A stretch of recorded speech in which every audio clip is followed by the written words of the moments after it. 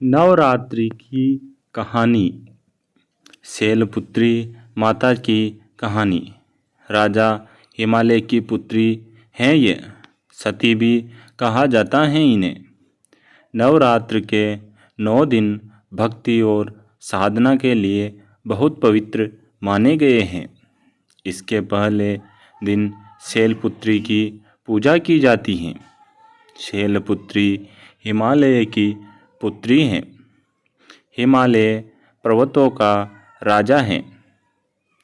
वह अडिग है, उसे कोई हिला नहीं सकता।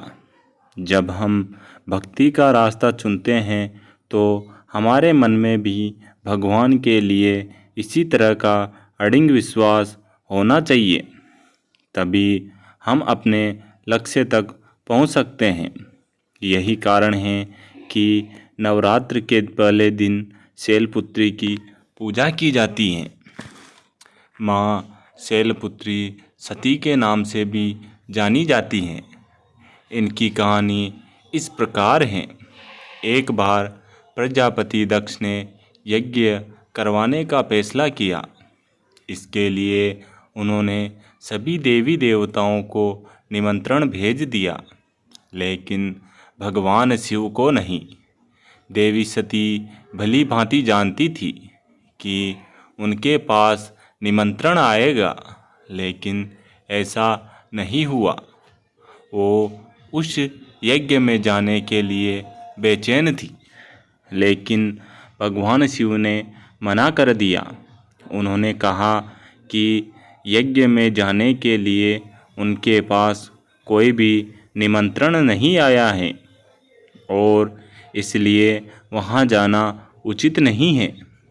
सती नहीं मानी और बार बार यज्ञ में जाने का आग्रह करती रही।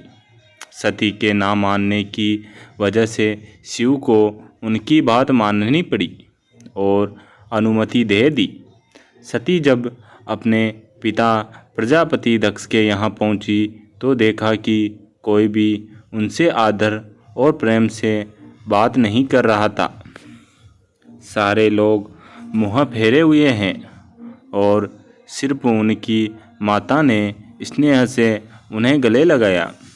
उनकी बाकी बहनें उनका उपहास उड़ा रही थी और सती के पति भगवान शिव को भी तिरस्कृत कर रही थी।